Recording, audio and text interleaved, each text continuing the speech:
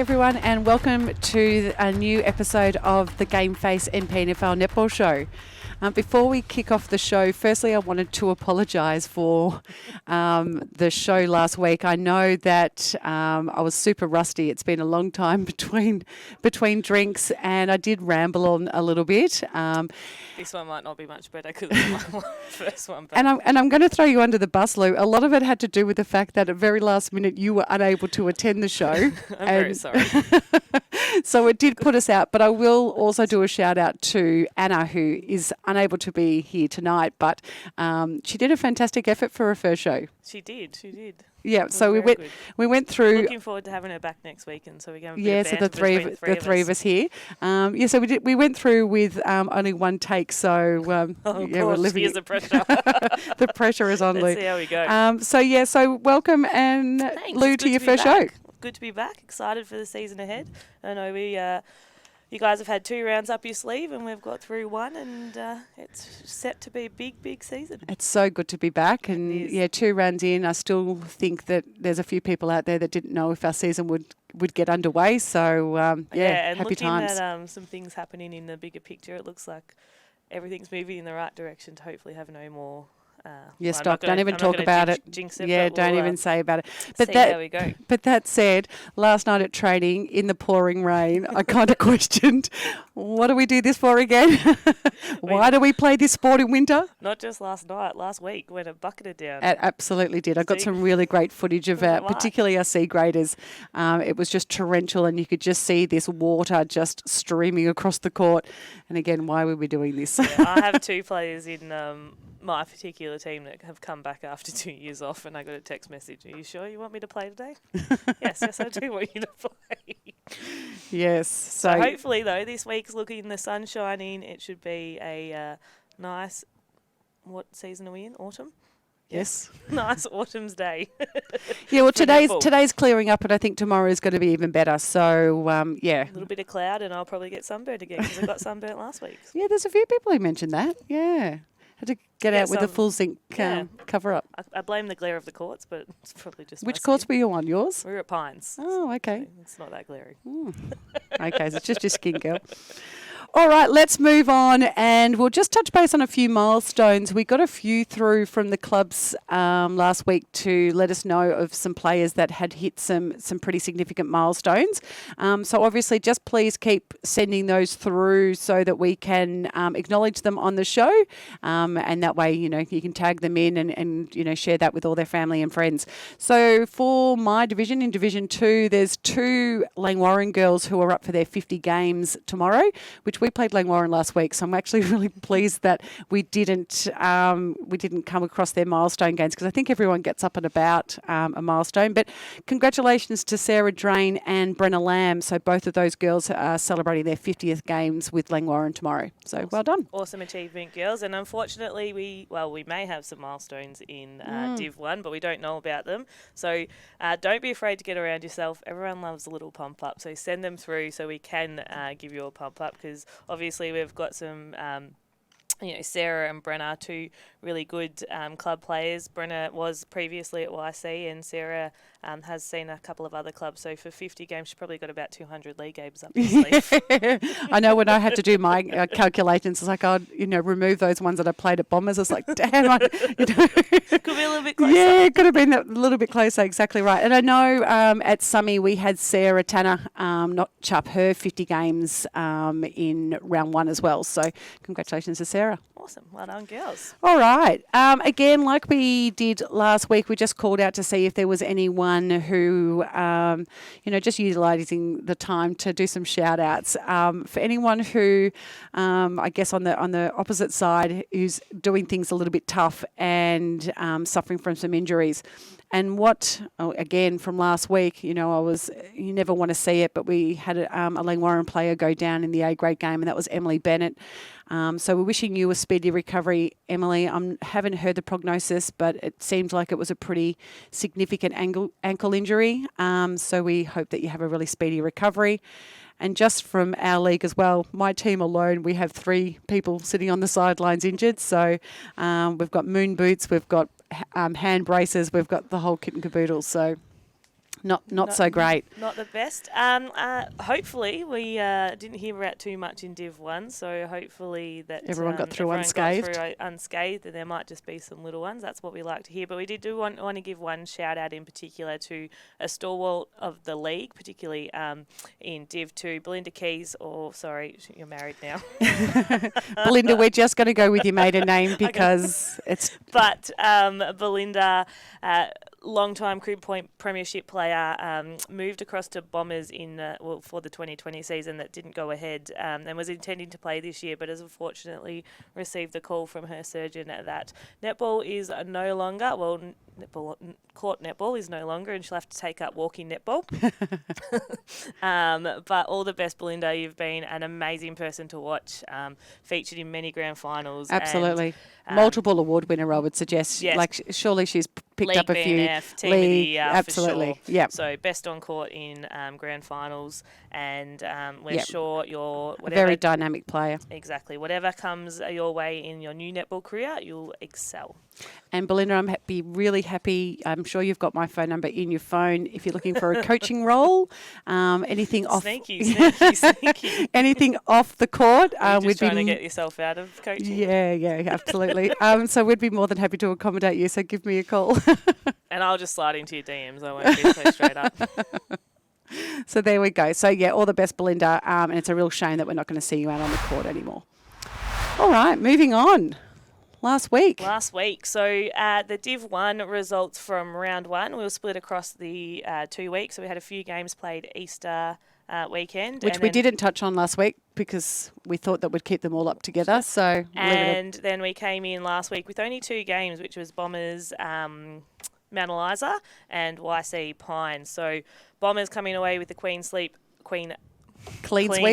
as to YC. So I was very happy with that. I will say I wasn't overly confident that we would come away with 4 from 4 and then 7 from 7 as a club, just in a couple of our grades. But to the girls' credit, when you haven't played for a while, just in our practice matches. We know that feeling, yes. I was, and, Pines are an awesome outfit, and it was actually all 4 games were real very close. I think D grade won in the last 3 minutes, C grade won in the last quarter. It was even. My team were actually That's what you want your games to be like. Yeah, they were down at halftime, levelled at 3/4 time and came away with the win. B grade ran away with it for a little bit, and the A grade game was awesome just to see the girls back on court. Putting everything they've put into practice over the extended pre-season of a year and a half nearly. And it was a really good game to watch. Both teams have things that they can pick up and work through, and YC were lucky enough to put some really solid work, worked on their turnovers and actually converted it in that second quarter to give them that buffer. But the rest of the game was really, really, really close. In the Easter weekend games, we had a couple more clean sweeps with Rosebud and EDS, and Dramana D grade getting up over Red Hill. So that set the scene, and unfortunately the rest of the Dramana teams weren't able to get the wins, but saved a clean sweep from Red Hill. There we go. And really excited to have Red Hill in the league. They're looking great, and it'll be interesting to see where they are come the pointy end of the season. It is a good thing at the start of every year you see the 2 different teams that have changed over. So we've got Mornington this year. My under-17s actually took them on last week. I haven't seen the senior sides yet, but it's so refreshing to actually come across a new team. See someone different and change it up a little bit. Absolutely. And Red Hill is a great club. They've picked up a lot of new players as well. So it'll be interesting to see how they go. Be good to see. And then we had Nail Biter in Rosebud Sorrento, the A grade grand final. Rosebud just taking it away. There was a bit of a talk that maybe Sorrento wouldn't be as strong. They lost a couple of players over the year's gap, but in the calibre of Hannah Mundy and Shelley O'Donnell, you're obviously going to miss them, but their team is relatively similar, and they came out firing against Rosebud. So it'll be really good to see where they go this season as well. And I think I've seen Hannah running around a court in a Vixen's dress as a training partner, I think. So, yeah, it's a bit of a loss from Sorrento. Just a little one, yeah. but, they've obviously kept their bulk of their team from 2019 still together with some familiar names there, so I'm sure they'll go a long way this year as well. Yeah, good. Well, across in Division 2, so we're we've played the 2 full rounds now, and when we're talking about clean sweeps, we've had 2 clubs that were able to complete that last week, and that was Pearcedale, who have done this now 2 weeks in a row, and Chelsea. That's an awesome effort to turn that around. It is, and probably last season, 2019 would have been probably the other way around. first time that the club's ever done it in their history. I'd suggest 2 weeks amazing. in a row of clean sweeps. So yeah, significant turnaround down at Pearcedale, and Chelsea also won all of their games. I'm not 100% sure whether they did that also in round 1, but I wouldn't be surprised where they're all sitting. Their teams are sitting on the ladder at the moment. So both Pearcedale and Chelsea across all divisions are sitting up quite high on the ladder. So really quite interesting then there. And the best thing is that those 2 clubs take on each other tomorrow. So we're looking forward to seeing those results. But some of the some of the call outs, we had some really close games in A grade in my summy match. So unfortunately we went down by 5 goals, but it was a really great game against Langwarrin. And in B grade, Rye and Devon Meadows 35-32. So that was a really tough battle. And yeah, that was similar to round 1 in our division. There was quite a lot of blowouts. So, it's interesting to see in these first few rounds to see whether, that's going to continue throughout the year, are people's, returning from injuries or whatever the case may be. But settling into their team. Yeah. There's a new year off new netball, team new lineups. team. Absolutely. New coaching, new, positional changes, all of those type of things. But interestingly, we called out that Pearcedale and Chelsea both went through undefeated last week. They competed against Crib Point and Coringal last week. Which now, are 2 of your big players from 2019. Absolutely. So it's like there's a changing of the guard a little bit in Division 2. And which is what you really want to see too. Well, yeah. You want to see that without, you want to see those teams changing and bringing up and different competition at the top, so it's not the same 3. Yeah, absolutely. Every year. Yep. So no, it's been really interesting, and like I said, with those 2 clubs, Pearcedale and Chelsea, taking each other on tomorrow, we'll see who's left standing at the end of the weekend. We'll go 2-2. Yeah. Make it nice and even. Well, no, most of our clubs have 5, Lou. Unlike you. Sorry. Yes, there's 5. There's 5. It's actually probably just us that doesn't have 5. There's 5 games generally to play, and we're speaking of that, we're really looking forward to it. It's the first time tomorrow that we're going to have all 5 teams at Somerville. Oh, that's awesome. That'll be fun. Yeah, other than the fact that I've almost got to set my alarm now to get up in time. Makes it a little bit harder to get that happy hour when you've got 8 teams. You've got to get 8 wins. Yeah, absolutely. No, we'll manage. We'll try our best. All right. All right. So that was last week's results. What we will do now is move on to.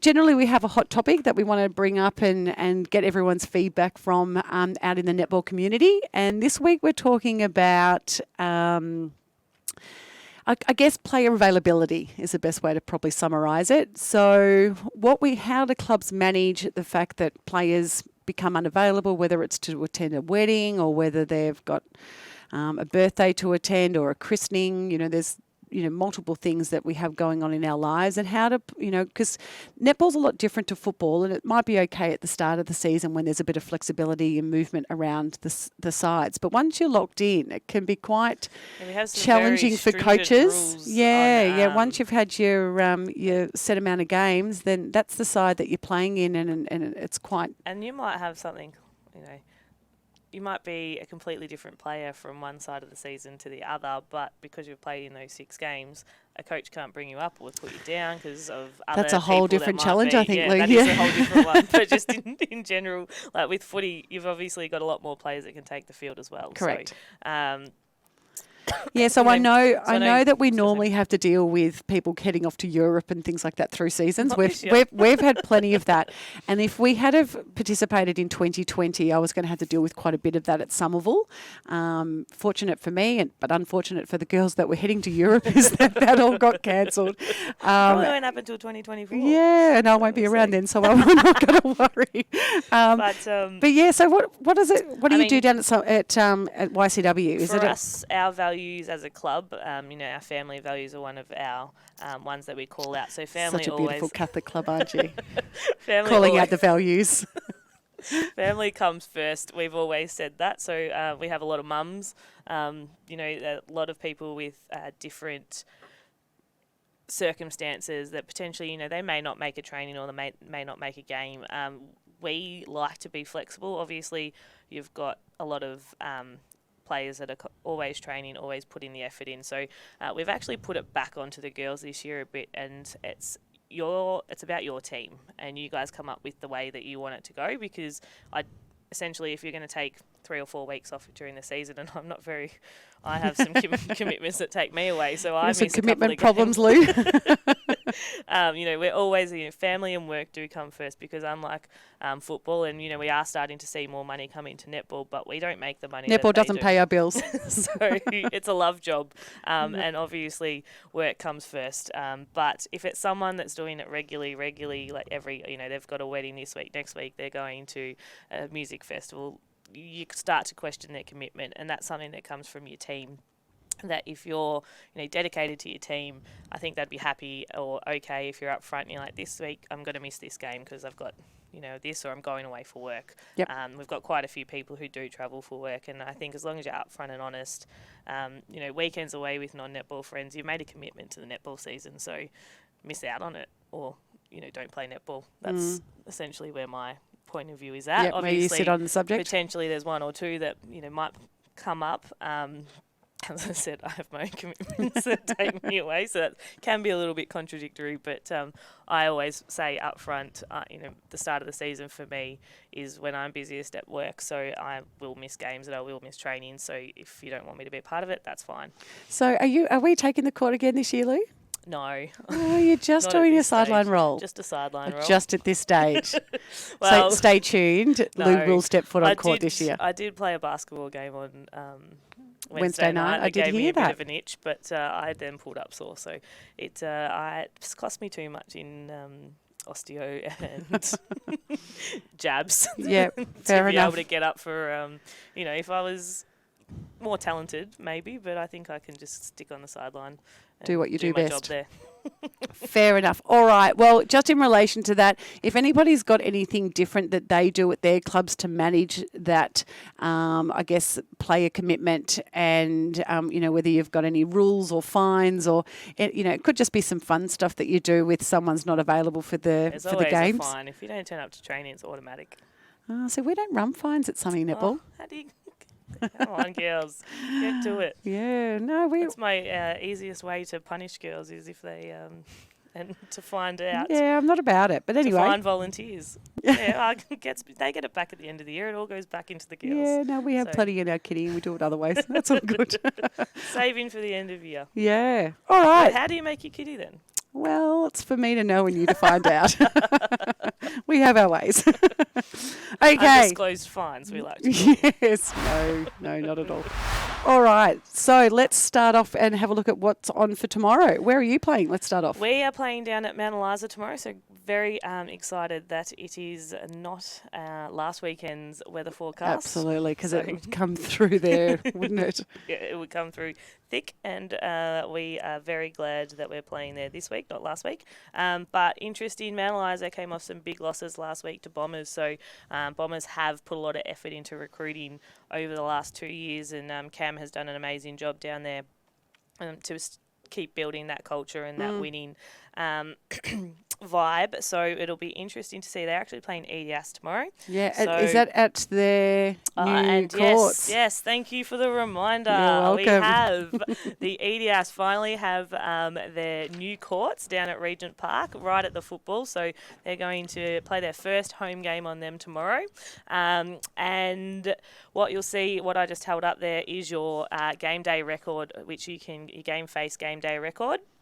It's available on the app and you can print it off. So if you're like me and need to work out who's who on the netball and football fields, you can print that off the day before and have your record there ready to go. So that's available online now? Yes. So Edie versus Bombers, and it'll be a really big test for Bombers coming off 4 big wins to see if they can. Edie has been a stalwart of our league forever. So it'll be a test to see if they... have what it's got to bring it, and I'm really interested to see what their games are like. Another one is Red Hill Bomb Beach. We're interesting to see how Red Hill and Bomb Beach go. Bomb Beach up and down in a few different grades and have done some recruiting as well. So that will be another one to watch. Rosebud Dramana, always a good clash there, but I think Rosebud will come away with a clean sweep. That'd be local rivalries, wouldn't they? Rosebud Dramana, yeah. not too far away from one another. And then Pines Sorrento. So I know Pines will be trying to bounce back from some close losses last week, and I think they might get some wins on the board this week and put some things together in A grade. And bit chalk and cheese, isn't it? Happens. Pines and Sorrento. Yeah, we'll see what happens. Can't see too many people travelling from Sorrento up to Pines to watch the games. No, we'll see what happens. They might get out of the cars. You never know. No, doubt it. Okay, moving on to round 3 for Division 2. So like I was mentioning earlier, we have Pearcedale and Chelsea. And so we are going to nominate the A grade game in that match or in those matches tomorrow to be the game of the round. And we're privileged enough to have Swordfish come on board again for 2021. And they will be providing a voucher to the best player of the match in that A grade game. So we will shoot our spies out to that game to see who takes that award.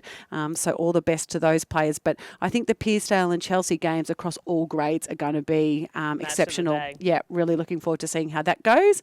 I think the other games that are really interesting, I think Devon Meadows and Crib Point. So that really might see where Cribby's sitting in respect to 2021 as a season. Like I said, whether that changing the guard is kind of coming away. And Seaford versus Tyre, particularly in the A and B grade games, I think that they will be really close contests as well. So looking forward to that. Awesome. It sounds yes. exciting. And just before we get into the pointy end of today's show, I do have a question for you. Something slipped into my inbox this week in regards to player court time. Okay. And what's your take on player court time, particularly, across all grades? You as a coach, we're both coaches here. Mm-hmm. How would you go about structuring your team? Is it you're there? Ultimately, everyone's goal is to win a premiership. So are you putting your best combination on to beat the combination that's been put onto you, or are you fair game time? What does it change during the season? Round 1 or 2. Yep. Seems very interesting to have these issues come up. And, you may not get a full game. Like I had my own housemate, unfortunately, only got 1 quarter. I was like, hopefully you cook me dinner tonight. That last week. Were you the one who benched her? Yeah, well, she actually didn't do anything wrong either. So it was just the way the cookie crumbled last week in terms of the combinations that we had on the court.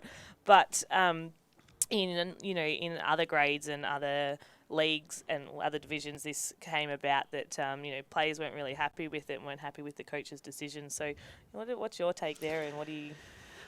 Really good question. I think I'm lucky enough that I've actually seen kind of both ends of the scale. So the last year that we played, I was coaching the A grade competition. So clearly there's an expectation there that, if you're playing at that level, that you understand. I think there's an understanding that, your best players are going to be your starting players. There might not necessarily be an equal balance across the court time. However, this year I've taken over the under-17s the club's had it for the first time, and I kind of looking at coaching a lot differently with the under-17s. Like I think that it's really important to have some balance.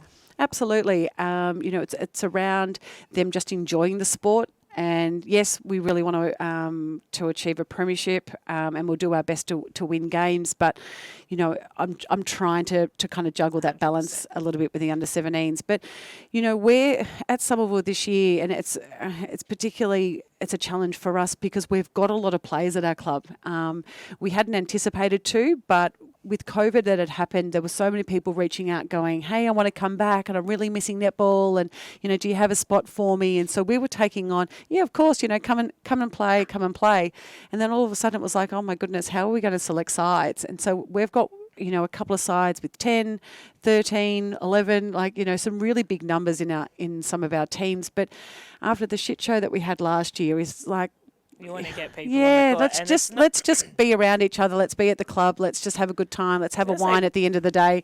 Maybe pop in your comments. There's obviously a whole different, and this will be a test if you're watching us.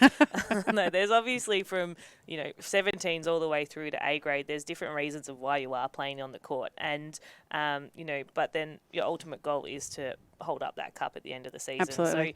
So, this early on, you probably want to get those early wins in the bank to put your season right on track. So, as a player, what are you looking for from your team and your coach? Are you all there for fair's fair, or no, we're going just bullet a gate, we want to win this? Yeah, because there's some that, are legitimately there just for the social side, just to be able to kick off after the game and have a wine with everyone down watching the footy. So there's got to be different reasons why people are taking the court. Exactly. And yeah, look, it's a challenge from a coach's perspective in the fact that you want to, it may be in a game where you anticipate that you're going to have a bigger margin.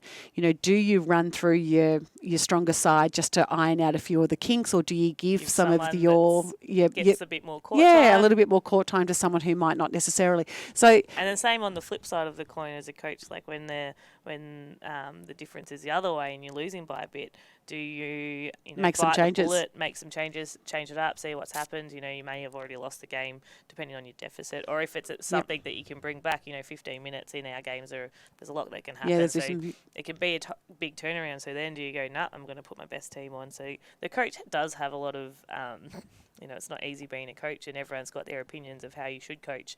Don't they just?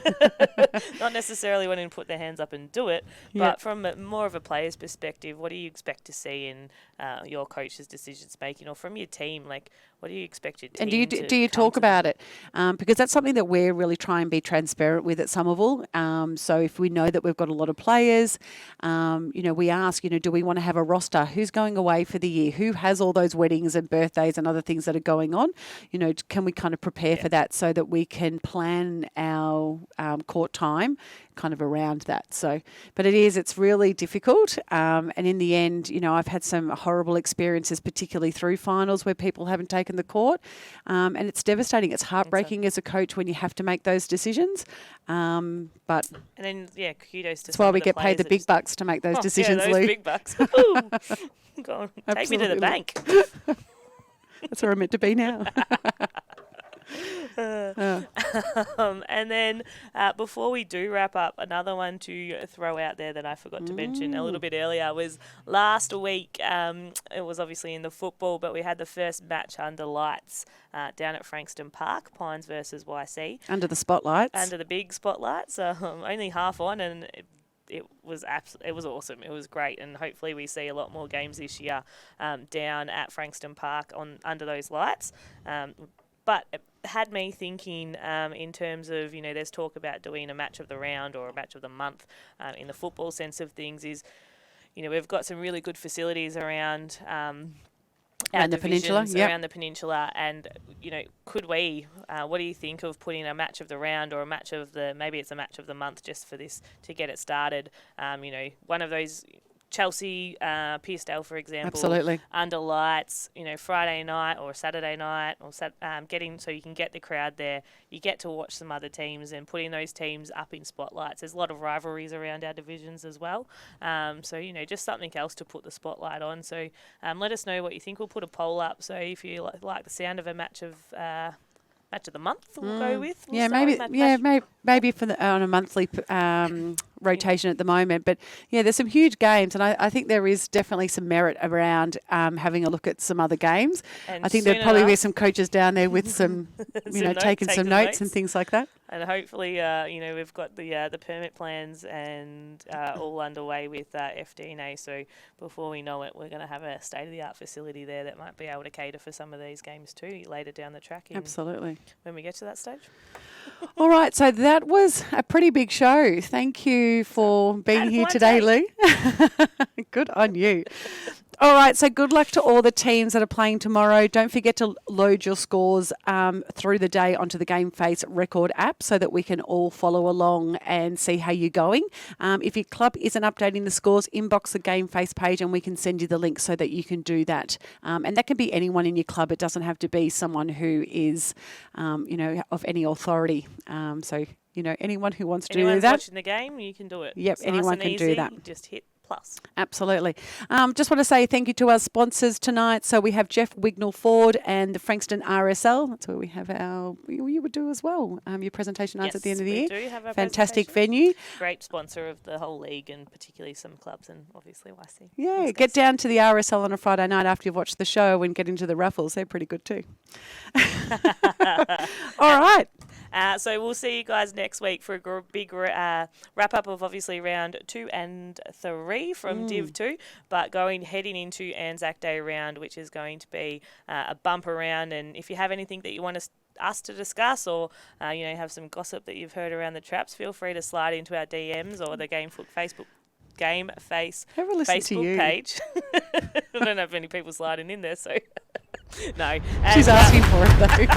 we'll see you guys next week. Have a good luck tomorrow. Cheers, guys. See ya.